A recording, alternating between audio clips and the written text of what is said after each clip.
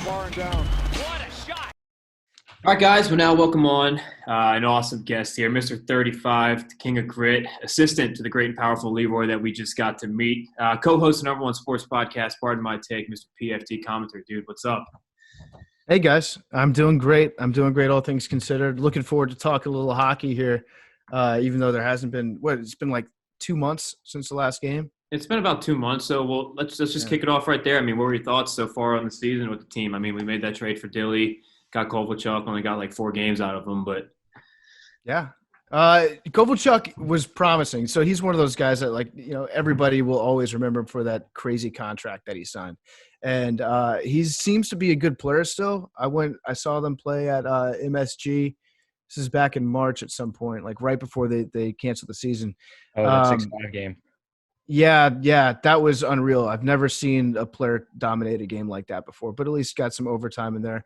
I was feeling pretty good about it. I felt like the team was on a good trajectory. I've always been a little gun shy whenever the Caps come out of the gate too strong and whenever they just dominate and wreck everybody's shit for the entire season because, as you guys have seen over the years, although many would say winning the President's Cup is more important than winning a Stanley Cup, and banners fly forever. Banners do fly forever, baby.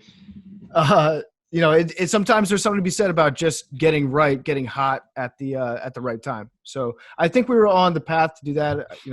I said about 6 months ago that I feel like this is going to be some even year bullshit for the Caps, like how the Giants, they win every even year, or at least they did. They win the World Series every even year for 6 years in a row.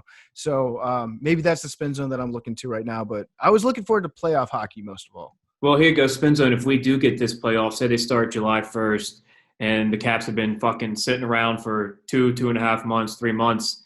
We came into the season, like you just said, just kind of hot as hell. Just, Rip, what did we start, like 25-6-3 or something? I mean, we sucked towards the end of the season there. We come into these playoffs after a 3-month break. That might be like the start of a new season right there, baby, and we start ripping it off.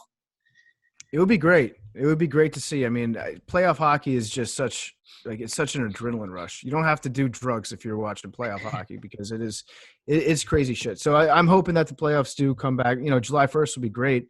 I'd love to see the Caps make some noise, at least bring my cardio rate up a little bit for a few nights in there. But I'm hopeful. I can't imagine living in a world where there's no playoff hockey, no playoff basketball. Or just anything at all in terms of sports. So kind of taking it back a bit, I mean, what you remember kind of your first memory going to Caps games when you first started getting into the team? Because, I mean, you're from, Virginia area or? Yeah, from Northern Virginia. So I would go to Caps games. I went to the old US Air Arena a few times. So I've been going since I was probably 6 or 7 years old. I remember seeing a lot of playoff heartbreak. I remember having to rush to the Metro to take it back because they would close it down at like 10 o'clock at night. Yeah, still do. And I'd have to leave the third period of playoff games early. There was one time when I left too late. I got stuck in the city and I missed some sort of recital that my nephew or cousin had. I forget. But I've been going to Caps games since I was probably 7 years old. And there's been a lot of heartbreak that went along with that, but also a lot of pretty good times. I remember back, I can see you've got the old Caps logo right behind you there. Yeah, this is the custom Chirpin jersey. Like I said, we'll send you one of these, and there's some pretty sly jerseys. It's so funny because I remember when they changed that logo, I was like, oh, this logo kicks ass. And then after about 8 years, I was like, this is the worst logo in all of sports. Yeah, and then I think starting Caps, yeah. Then 2 years ago, when I saw somebody rock that, our cameraman Ben Fredette wore one of those at the Lightning Game 7 game. I was like, holy shit, that's awesome. You got the throwback? That's cool as hell. So it's like swinging back, even though I know in the back of my head it's probably the worst logo in all sports. Yeah, it feels like it's every single jersey. Those now that we're seeing this in The Last Dance for all of the 90s NBA jerseys that used to be ugly as shit. Now it's just dude, these jerseys are so sweet. Yeah, exactly. Except the Wizards redesign. The Wizards logo is just always going to be shit. Yeah. Well, unless we go back to Bullets, but it's problematic, but we could. Right. I actually do like the Wizards jerseys that look like the Bullets jerseys. That's the thing. I just don't like anything that has the Wizard anywhere on it. That's true. That Wizard's fucking gross. AB, you got some hot takes. Right. Yeah, so you are the king of hot takes. I've been sitting on a couple here. So everyone that's not a Cavs fan basically will always say Ovi never passes the puck. All he does is shoot the puck. My hot take is he passes too much. Do you think Ovi passes the puck too much? I mean, he's the greatest goal scorer on earth. Why is he passing the puck at all? He should just be shooting whenever he touches the puck in the offensive zone. I actually agree with that entirely. Like, I don't think that he should even go back on defense at all. I think that he should stay. They should turn offsides off like it's NHL 94, and he should just set up in his office and wait for the puck. No, that is a hot take, but there's some truth to it where he's the best goal scorer ever. So why not? I've been camping out on this take for a while, and now I see other people are catching up to it. I think Ovechkin is a better hockey player all around than Wayne Gretzky, and if you look at the goalies that Wayne played against, and then the goalies that I don't think you were allowed to like put your knee on the ice as a goalie back in the 80s. Yeah, no, I don't even think they wore pads. They probably didn't even have skates on. They had like a twig in one hand and a catcher's mitt in the other. And for some reason, Wayne Gretzky was able to score. I forget how many assists and goals combined he has, but it would probably be a quarter of that if he had to play against 2000s and 2010s goalies. I would agree. Ovi could probably take a slap shot from his own defensive end. From center ice and just they're either on their skates or they two-pad stack and they're immediately on their ass. Right. Also, Ovi could beat the fuck out of Wayne Gretzky. Oh, easily. It wouldn't be close. You too. Wayne Gretzky is the only hockey player I've ever seen play in a turtleneck. And Alexander Ovechkin would pull that shit over his face and just beat him until the sun don't shine. You do Wayne Gretzky's greatest hits, and you won't find any. Right. I mean, I got in this discussion in a bar in Arizona. I got in a fight with a guy wearing a Wayne Gretzky jersey. Went out there for the Yotes and Caps. But I'll bring it back to the bars in D.C. PFT. That's a smart move on your part, but that's also a little bit of a bullshit move. If you see the guy who's wearing the Wayne Gretzky jersey, you know that you can probably beat that guy up. You're not going to fight the guy. You're not going to fight the guy in a Paul Bissonnette jersey. Nah, walk away. You just try to read him something, and you're good. Yeah, just knock him out with words. All right, so I want to ask you, what's your Mount Rushmore of pregame and postgame bars in DC to go to if you're headed to a Caps game? That's a good question. So, I mean, you're kind of limited, and I haven't been to too many Caps games in the last few years. I've been to,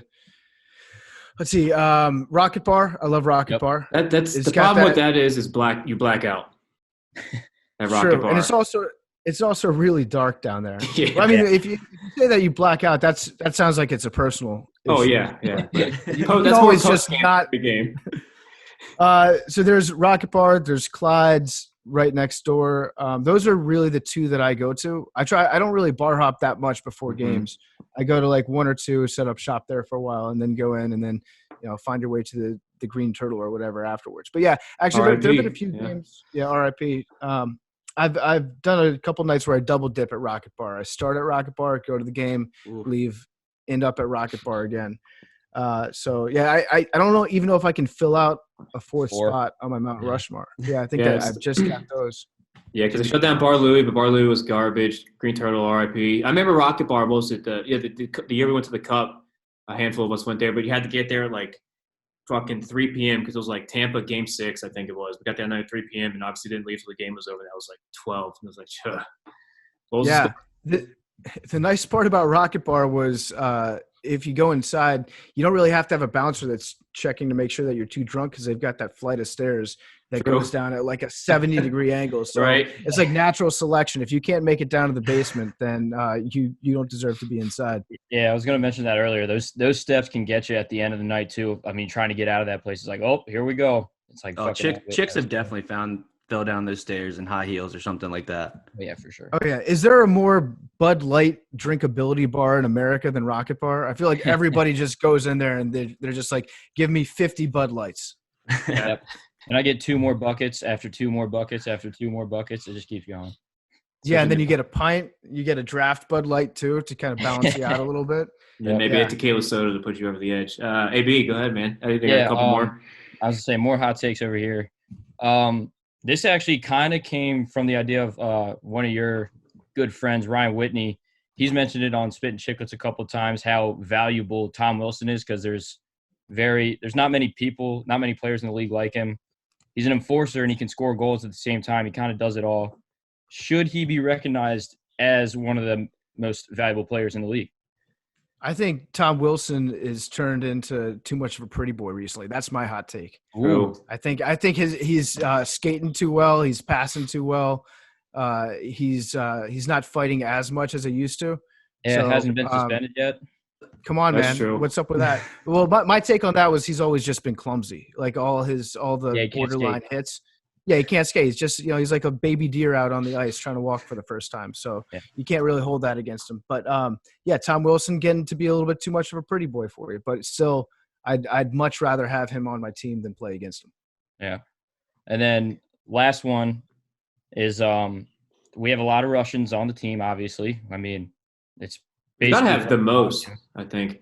we have to have them. Austin St. Louis, yeah. I mean, we trade for Kovalchuk. I mean, and it started all back in like 2008, 2009. We had Semin, we had Fedorov, we had Viktor Kozlov. I mean, we've always had Russians. Do you think Putin has pretty infiltrated America through the organization of the Washington Capitals?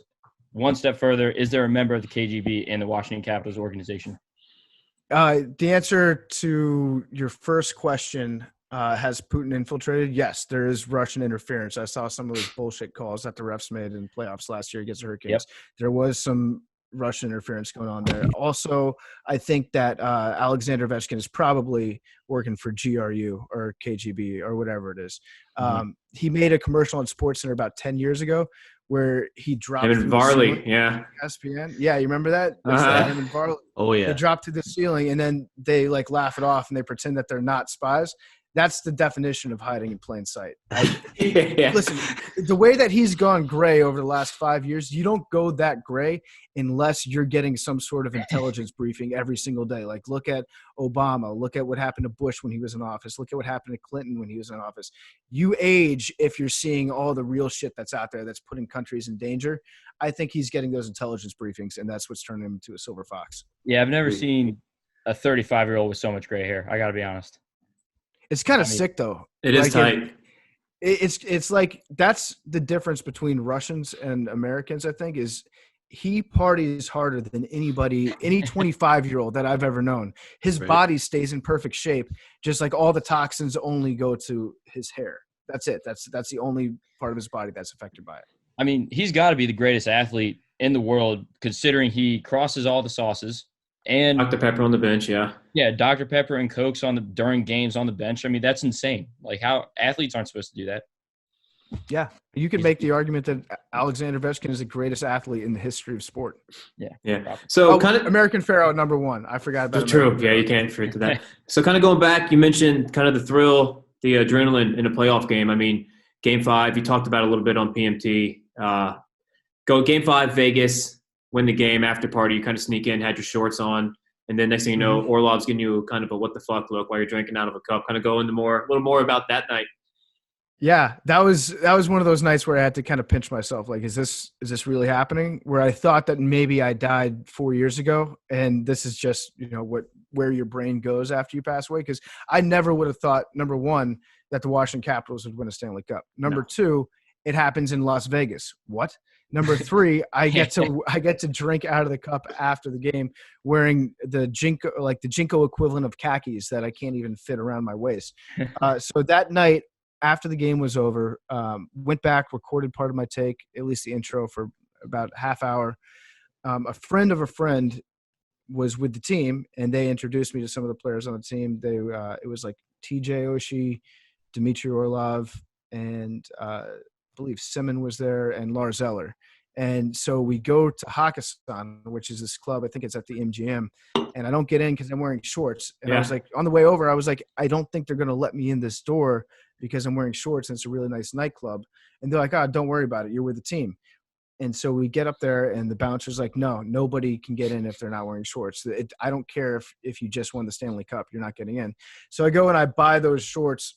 I almost run into Ovi while I'm running through the casino to buy these pants at the gift shop.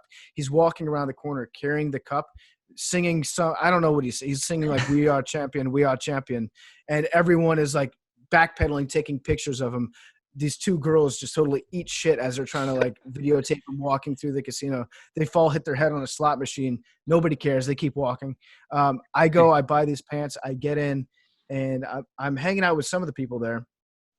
and the cup is kind of on the other side of the room. And I look very out of place. I don't look like a hockey player. I don't look like an athlete. I look like a weirdo in these pants. And a security guard comes over and he taps me on my shoulder, and he's got this flashlight that he shines in my face. And I'm like, oh shit, I'm getting kicked out. Even though that's where my brain goes whenever somebody taps me on the shoulder. Yeah. Even if I'm supposed to be there, I'm like, oh god damn it, I'm getting kicked out. And he was like, come here, see that guy over there? And he points to another security guard with a flashlight. He's like, go to that guy. And so that happens about 3 more times where one security guard just like points the way to a different security guard. Eventually, I get put in the same booth as the Stanley Cup. And I, to this day, have no idea who called me over there. It was me, DSP, Orlov. Yeah, all legends. And I'm trying to remember who else was there. There were like 20 girls that I never got their names, and they didn't ask for mine, and they just point me to the cup. And I feel like it was DSP that poured like a pitcher of beer into the Stanley Cup to top it off, and he was like, "Here you go, man." And I took a sip, and it was the most incredible experience. And then I started walking away, and I don't know. I think Zach Leonsis was there. But he said that he wasn't the one that called me over. To this day, I don't know who got me over to the Stanley Cup, but it was just a crazy, crazy experience. And I'm so glad I got a picture of it too, because I didn't even plan that. I was just going to drink out of the cup, and then nobody was going to believe me that I got to do somebody it. snagged that pic, yeah. Was it like somebody got it? Of like blacking out from pure excitement, basically? Yeah. I mean, well, it would from pure excitement and also just alcohol. Yeah, that helps. Just walking around in a daze. Yeah, and then I stayed there for like another couple hours and just partied and made it back to the hotel room, and I couldn't fall asleep because I was too excited about what just happened. So at that point, it was about 5 a.m. I go down and I played roulette for another 7 hours until it was time for my flight. So you win any money? It was an amazing experience. I don't remember. I don't think so. If I did win money, I definitely spent all of it. Yeah, I was gonna say usually right? you do remember if you win money. Yeah. It's when Sometimes. you don't. Yeah. Like, I don't know. I lost a lot. I might have won a bunch of money and then just accidentally tipped the cocktail waitresses like $20 in chips every time that they came by. I don't know. They're all the same it's color. Not even that fucking. It's not even that I was that drunk. It was just like I was just so filled with joy and excitement because as you guys can relate, as DC sports fans, up until that point, there was nothing that we ever got to celebrate ever. I'm thinking back from 1991. The only times I can remember being ecstatic about being a DC sports fan, when Strasburg made his first start, that was pretty cool. Mm-hmm. Yeah. When we got to the playoffs under Joe Gibbs and we beat Tampa Bay, I was thinking like, okay, we're good going into next year. We're going to be awesome. And that's about it. I mean, that first RG3 playoff game. Oh, I was at the RG3 playoff game. I thought we were going to Atlanta. Yeah, I was at RG3's first game in New Orleans, and I definitely felt the excitement in there. I was like, okay, I am falling in love with football again. And this guy, I remember I turned to my friend at the time. I was like, we found our quarterback for the next 15 years. Yeah. So I remember being like 15 rows up at that Seahawks game when Bruce Irvin just took his fucking knee out. I was like, well, see ya. Yeah. So, I mean, we haven't had a lot to root for until the last couple of years. So I was so excited at that point that I didn't know what to do with myself. So I just couldn't go to sleep. Well, we got on to the topic of the R words here. My bad. R words. Do you think with this new like kind of regrouping, is it the R words year soon? I think so. I like Ron Rivera. I like Riverboat Ron. I like Jack Del Rio. The big wild card is obviously Dan Snyder. We've heard this story before. Like Dan is going hands off and letting football people make football decisions. They love saying that. You can reprint that article every like 5 years. But now this time he's finally learned his lesson, he says. So I'm excited. Do we believe that or?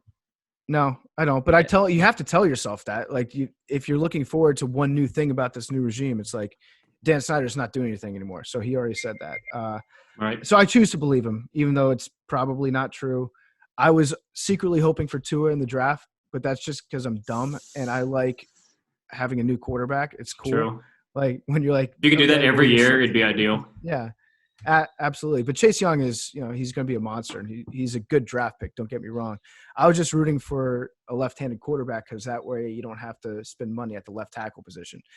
I thought that I like mentally hacked the draft, and I was like, all these teams are paying so much money in premiums for left tackles. If you get a left-handed quarterback, you can pay a right tackle a little bit less money. Yep. It's true. I mean, that's a solid spin zone and a good way to save salary cap. I mean, I don't know. I mean, I think you broke something down there, but my next question would be, so we know you love the fullbacks. Fullbacks is pretty much the best position in football. But since we're a hockey podcast, what type of hockey player do you think is most like the fullback? Like, would you take like a forward, like a hard-hitting forward like Tom Wilson, or a stay-at-home defenseman? Again, what do you think is the fullback position in hockey? I can give you a name. All right. Ty Domi. He is the official fullback of the NHL. They should make Ty Domi the logo for the NHL, I think. He was my favorite player to watch growing up. He was like a little wrecking ball. He was like Maurice Jones-Drew on skates. He was so fun to watch. He would fight against Donald Brashear all the time. I remember at one point a fan fell into the penalty box and Domi just beat the shit out of him. And then laughed. Like he was smiling. You'd never seen somebody so happy to get into a fight as Ty Domi was at that point. It's not Mike Green. Mike Green would be the antithesis of a fullback. It's a big word, but I think he's like a cornerback, I would say. Mike Green is a cornerback that gets an unnecessary celebration penalty after the quarterback overthrows their receiver by 10 yards when he was wide open. Josh Norman.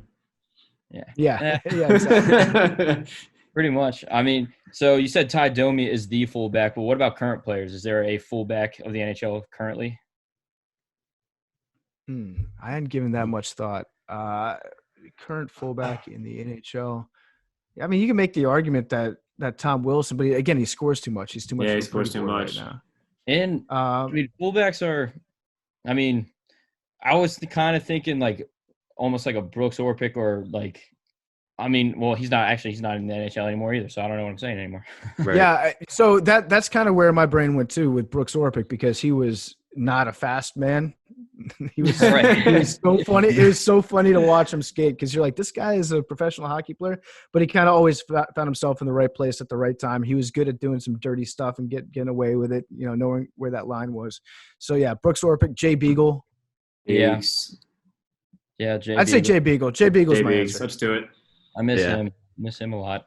All right, I got one here for you. A few years back, I read an article on Rush Machine Never Breaks about you kind of having – they're kind of questioning your fandom with the Capitals and asking if the fans think that you jinxed the Capitals or cursed the Capitals in 2017. The Stanley Cup visited, I think, the Barstool office, and you might have not stuck a sticker on there. Is there anything you'd like to say to the haters of that article and the comment section? I didn't read the comment section, but I respect their rights as internet commenters to voice their opinions. That's what I'm out here fighting for. That? I think, isn't that what Patrick Henry said? Like, I may disagree with what you comment, but I respect your right to give it a thumbs up, something like that. Exactly. So I think, they can say what they want. I might have jinxed them, but I was also trying to send a message that I don't believe in. You can't jinx Washington sports any more than it had been jinxed already. No. Like that, if anything, I was putting the jinx in double jeopardy. Yeah. By jinxing it so hard, like we're not going to. Yeah, exactly. It's a double jinx. So it ended up working out a year later than I would have liked it to. But no, I mean, they can question my fandom, and I'll be honest, I'm not like a hockey expert. I don't watch every single game. I watch as many as I can. But I grew up rooting for the Wizards and the Capitals and the Redskins, and I've been going to games since I was a little kid. So if that doesn't make me a fan, then I don't know what. Right. I mean, are the curses over for the Capitals? You think they're done now? I think as a city as a whole, they should be. Hopefully. Yeah, it's Titletown. You got the Mystics. You got who's the tennis team that everyone always talks about? Is this the Spirit? The Castles, maybe? Well, the Valor won in 16, 17, something like that. Yeah. You got the Valor, the Castles, the Mystics, the Nationals, and the Caps. So it's Titletown in DC right now. I think if you want – in what? I was going to say some say the Defenders were well on their way to one, but – well, they did. They won the XFL East. True, valid. And they would have played in the Super Bowl or whatever, the XFL. So I think that I think you have to wait another like 10 years after your last title for a new jinx to start over. Because if the Capitals just start losing heartbreaking games in the playoffs again, you could make an argument that this jinx is an extension of the old jinx, and 2018 was just an aberration. But listen, I have no problem in taking jinxes on head on. So if there's a new jinx that rolls around, I'll take that one out too. I don't give a shit. Well, thank you for your service. No problem. Yeah. No problem. So if you had to think of maybe one or two Caps that either from earlier years when you first started watching or these past recent years that just couldn't get the job done, any Caps that you think you would have liked to seen raise that cup in 2018? Bonsai. Bonsai, yeah. Yeah, he would be great. Jim Carrey. Ole the goalie. Ole, yeah. Olaf Kolzig. Would have been great to see him. He gave a lot to the city. There was, let's see, wasn't Berube. Berube was on the Caps at the same time as Chris Simon. We had two First Nations players at the same time playing together. I think on the same line even. That would have been cool to see them win together. Those are the big ones for me. Yeah, we asked Joe B the other night. He said like Joe Ward, books like kind of recent guys, Chimmer, stuff like that. Yeah, like Joe Ward would have been cool. Yeah. Like 2010 to 2014, like all those guys he mentioned, like Troy Brower and all that. But I was more thinking like, Brooks, like almost even Peter Bondra. I mean, I loved Bondra growing up. I mean, would have been nice to see him, and then you nailed Ole. I mean, those are the guys that I was looking for. Bondra is the one guy that would come to mind because he got the franchise through some shitty years back in the 90s and some heartbreak. So I would like to see him and maybe even Semin, just because Semin was on so many of those teams that were dominant. And things kind of fell apart there at the end, but he put a lot of work into the franchise too. For sure. So speaking of go ahead, Dylan. I was going to say, speaking of shitty stuff yesterday, that Semin was a better player, talented than Alex Ovechkin, which is pretty cool to hear. That from his standpoint, he thought Semin was better talented than Ovechkin, even though their careers were totally different. That is a wild take. That take is so crazy. I can't help but respect it. They said more talented than Ovi. So we were speaking of shit. We're not desperate times. Don't really call for desperate measures as they did when you inhaled the horse shit. But I mean, if somebody were to tell you that the NHL would come back this year 100% and the Caps would win that Stanley Cup, but you had to eat the shit again, would you go for it? Hypothetically, if somebody were to ask me that, I would say yes. Hypothetically. Let it be known that I'm not tying myself down to an answer by saying it right here. But hypothetically, I would say something like that if that question were to be posed. All right. If Dan Snyder owned the Washington Capitals, how would that franchise look? And would the game day experience be worse than FedEx Field is now? That's a good question. The ice would be a lot shittier. We'd have the worst ice in the league by far. He probably just wouldn't even like switch out some of the hardwood floors when they change it from Wizards games. Just like leave it just half wood out there. The game day experience would be a lot worse. I don't think that he'd have to install some cement pillars so that he could make people sit behind them. That's a big thing that he has. He loves that. He'd probably have to move the team to like Annapolis, like get it way outside the Beltway, far away from any train. And so they'd play at Annapolis and then they'd do training camp and have their practice facility in like Great Falls. On the Eastern Shore. They move them back to Piney Orchard where they used to practice. There you go. We're going to practice in Chincoteague this summer. And then we're going to have our games up in Annapolis, just up, was it Route 5 or whatever? Yeah, something like that, yeah. All right, so building off Kyle's question, actually, we already mentioned the R words a little bit, Dan Snyder. I guess it leads back to my question before. Are they cursed still because Dan Snyder is still around? Yeah. And kind of how long do you think until we're back in that prime Skins era? See, I love throwing out the term curse. I'm a big believer in curses, but at some point you have to wonder where the line kind of blurs between a curse and just really shitty overall management and personalities. And I think that Dan Snyder is more in that, like Dan Snyder would kill somebody if it was just to prove that it was a curse on the franchise and not his own incompetence. Yeah. But if you look at anything that he's done in the past, he's, Johnny Rockets Burgers, Six Flags went bankrupt underneath him. I think he got fined $50 million for defrauding people by switching their long distance service over. If Dan Snyder isn't able to commit fraud, then he's not able to actually get a winning product. So he hasn't been able to figure out a way to defraud the NFL yet. And until he does, I don't think that there's going to be any chance of the Redskins putting together long-term success. I'm still hopeful, mind you, that in this next 4-year window, maybe we'll get to the playoffs twice. Maybe we'll get to an NFC championship game. But then after 4 years, I get the feeling like Ron Rivera, Snyder's act is going to wear thin eventually on him. Yeah. Switching to the XFL, got 2 questions here for you. If you got into a game and got a chance to kick a 35-yard field goal, would you definitely make it? And then my second question is, if the XFL season went for the full season, do you think the fans of the DC Defenders could have got a cup snake entirely around the whole stadium? The answer to the first question is yes. I could absolutely make it. I've extended my range to 46 yards right now, which is kind of a show-off move, actually, now that I think about it. It's like Tom Wilson scoring too many goals.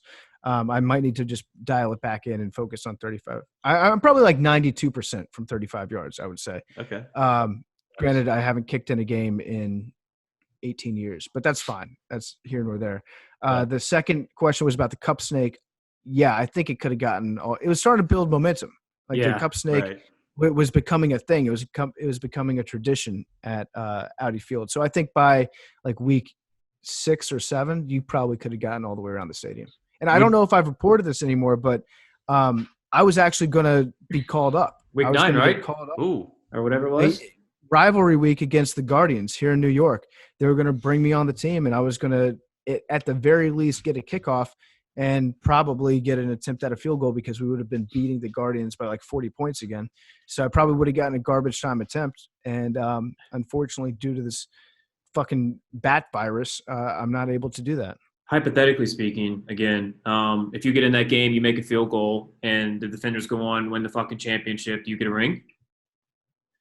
I think I should get a ring anyways because we did win. We did win the XFL East. Yeah, I was on the roster for a day in training camp.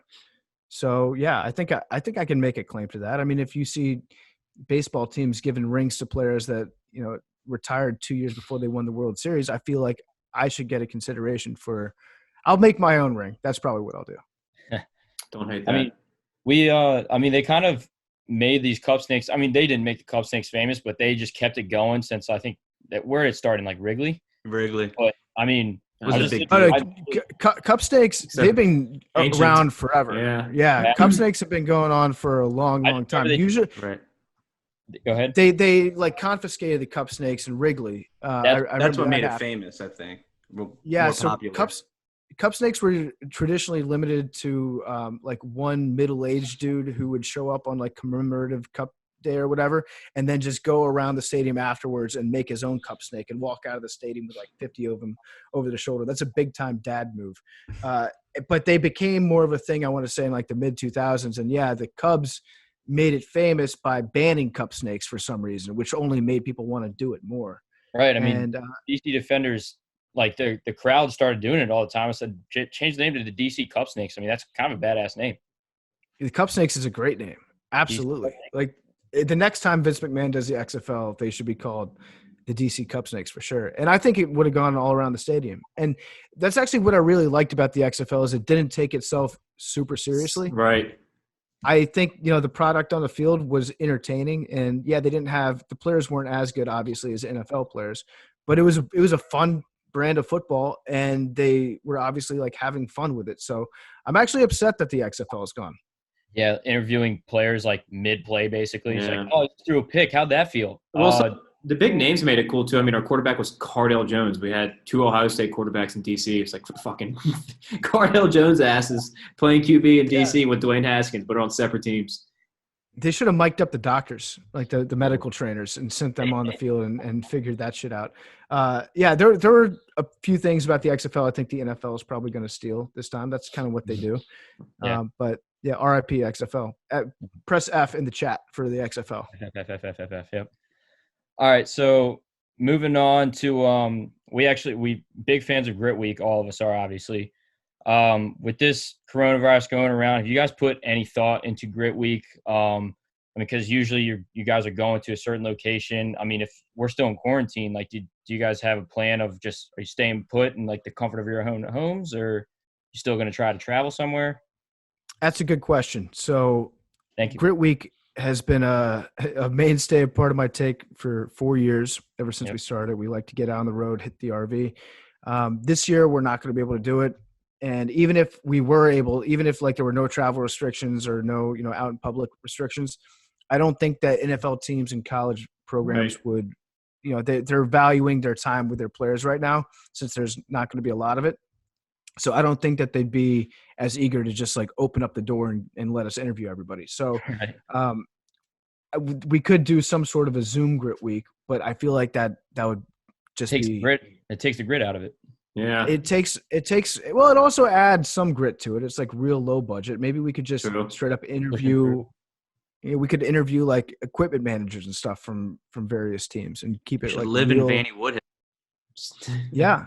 Vanny Woodhead is still parked up in Yonkers right now. I don't think it runs, but that's probably just like a spark plug issue, and I'm not much of a gearhead. But I think that what we'll do is probably try to tie it into like the summer training camp tour that we've done over the last couple of years, and we'll see if we can get in interview some people that way. But I'm already like I'm pre-missing Grit Week. Have things kind of gotten tougher for you guys, or maybe easier in a way, trying to like get content, do interviews, and just keeping the PMT flow going? Things have gotten, I don't want to say they've gotten tougher, because we do have a lot of people that are, they want to be guests on the show to promote whatever they're coming out with, but it's always tough, like interviewing somebody for the first time over Zoom, and you don't necessarily like have you're not able to make the same type of jokes to them or interact with them the same way as if they're face to face with you in the studio, because you lose a lot of that like body language and all that stuff.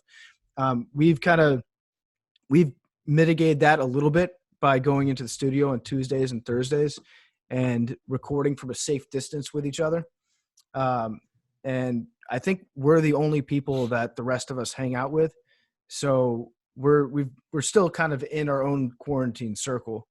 Right. When I go in, I play ping pong against Hank. It's like, Hank's been at home this whole time. I've been at home this whole time. So we're able to get some more face-to-face stuff, but it's more difficult. You can't do as much like spur of the moment stuff, obviously, if you're all in different houses. Mm-hmm. Well, speaking of, don't you have a big ping pong match tonight, I guess, Hank? I do. Yeah. I'm taking him on at 6:00 tonight. And what Hank isn't reporting, Hank controls the narrative because he controls, the part of my Take Twitter account. He controls all the GIFs, all that stuff.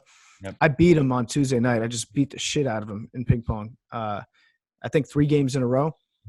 And so he's not reporting that. But the smart money is on me tonight. Okay. So were you sandbagging him the first couple of games?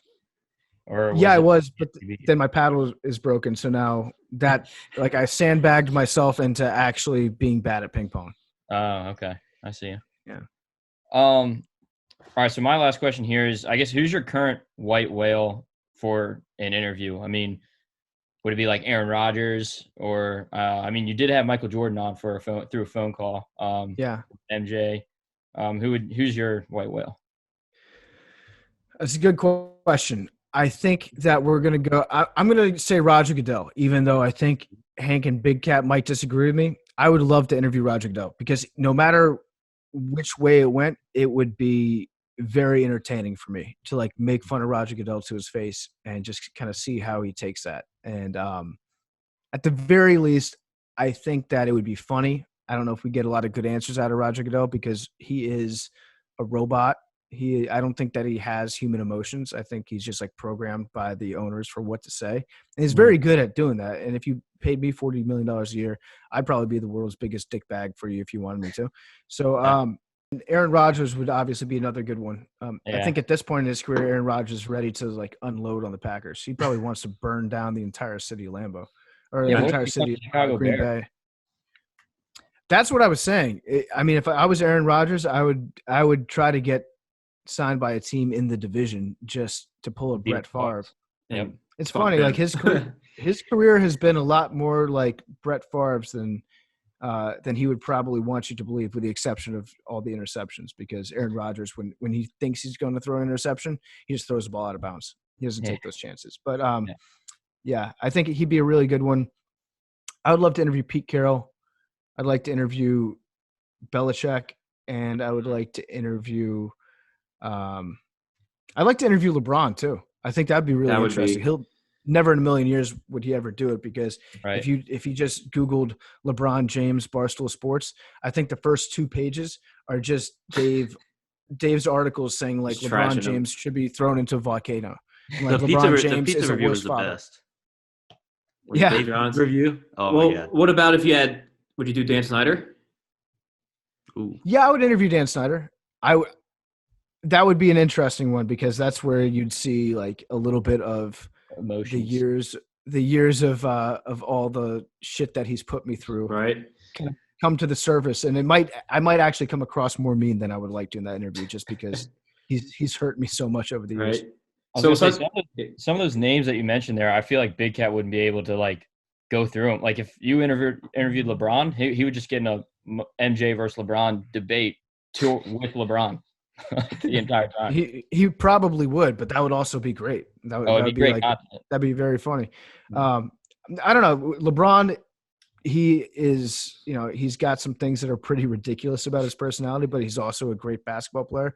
Mm-hmm. And I think that one thing about LeBron is he is very aware of the fact that people are always paying attention to everything that he says. Yep. And so he comes across as not being a genuine person a lot, because he's already operating from a standpoint of, oh, if I tweet this out, I'm going to get this reaction from this person, that person, and that person. And I think that what we've been able to do at times on Part of My Take is like kind of cut through some of that bullshit and have a real conversation with people that you didn't think had real personalities. Right. And with LeBron James, the chance that could happen with him, if we were able to like talk to him on a person-to-person level, I think it could be a really, really good interview. But again, I don't think that in a million years he would ever agree to it after just doing that Google search. Yeah. So we'll probably file a restraining. Yeah, that's a good chance. Actually, if you ever Google. So we'll wrap it up here with a couple quick ones. We mentioned it before the show or before the interview here. Leroy officially retired from NHL Scoops. What's next on his plate? Yeah, so he retired from the NFL. He's no longer breaking NFL news. And I was thinking that he would either be like a breaking news judge. I addressed that in Part of My Take, where he could just kind of decide who broke which story based on if, Rap Sheet beat Schefter by 4 seconds on Twitter to it or whatever. Or he could just move on to another sport and piss off a whole different sport's worth of insiders. So he could be an NFL, or he could go from NFL to NCAA football. He could compete with John Rothstein. That would be funny to see John Rothstein get mad about a dog, because he would. And I like John, but he would absolutely get mad about Leroy, and then we'd have to come up with all these new catchphrases for so instead of "This is March," Leroy would say "It is March." Right. Tougher than an in-law, or tougher than weekend at your in-laws for my Mountaineers. You do something like VCU basketball more life-changing than a weekend at John Rothstein's house. Just directly address him. I don't know. We'll have to think that through. But Leroy, we'll figure something out for him to do. I just think that he might be out of the breaking news game for a little bit, because it's a cutthroat industry, man. And that last one was fucking – that was it right there. That was the highest of highs. We also saw what happened to Stephen Shea this weekend when or during the NFL draft. I mean, he got one pick wrong because his source is wrong, and everyone started roasting him. So, I mean, we don't want that to happen to Leroy. We don't. We want Leroy to retire with his 40% hit rate on breaking news stories intact. Right. So, yeah. It's funny. You'll get burned by sources out there. There were a lot of people that would try to make a dog tweet out a fake news story, and you have to have your antennas up all the time and be like, okay, this guy is just trying to fake Leroy out. Trying to do the old tennis ball trick where you throw it to a dog and you hide it back.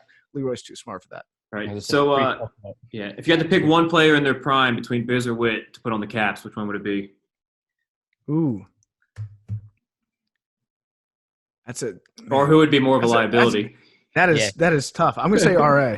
I would like to there you go. Put RA up there playing the organ. Probably Probably Biz. I think I would probably want Biz on the team just because like he's more of a wild card where he could be out there chucking some knucks. Whitney, I don't know. Tape to tape passes. Whitney is tape to tape guy, but I think it's, you know what it is, more from a physical standpoint. He does remind me too much of Mike Green.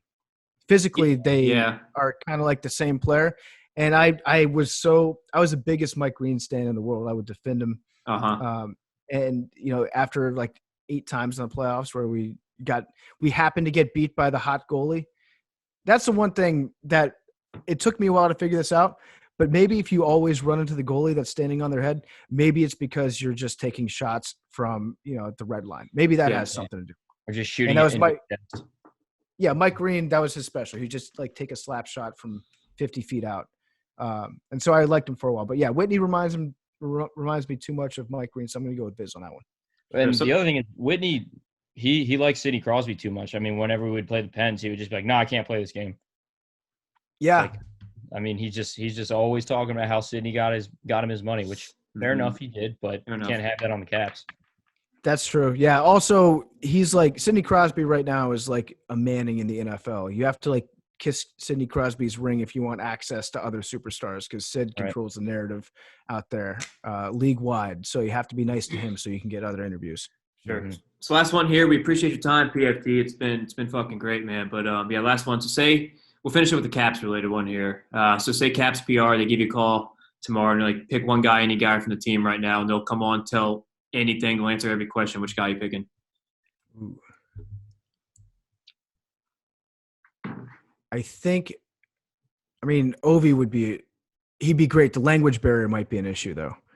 Yeah. So probably Holtby, because I'd want to ask him. Yeah, I'd say Holtby, explain to me how your neck beard can connect to your back. Like Holtby's body hair, it all connects. It's like he stepped into a fur suit. Like you can trace a line around his body and not pick up your pen a single time and just connect the dots on all his body hair. And as a guy that struggles growing facial hair, I'd want to know his secrets about that. For sure. So there it is. I was thinking, OV, TJ would be good. But PFT, man, we appreciate it. Like we said, we appreciate you coming on. It's great talking to you. We'll get you one of these jerseys out to you, a couple shirts. And next time you're in DC, let us know when sports are back, and we'll try to catch a Caps game or something. I love it. Sounds good. I'll let you guys know when I'm in Titletown. I appreciate it, man. Have a good one. All right. Thanks, PFT. Yeah, thanks a lot. Thanks, guys. Bar down. Off the bar. Bar down. Cross bar and down. Off the bar and down.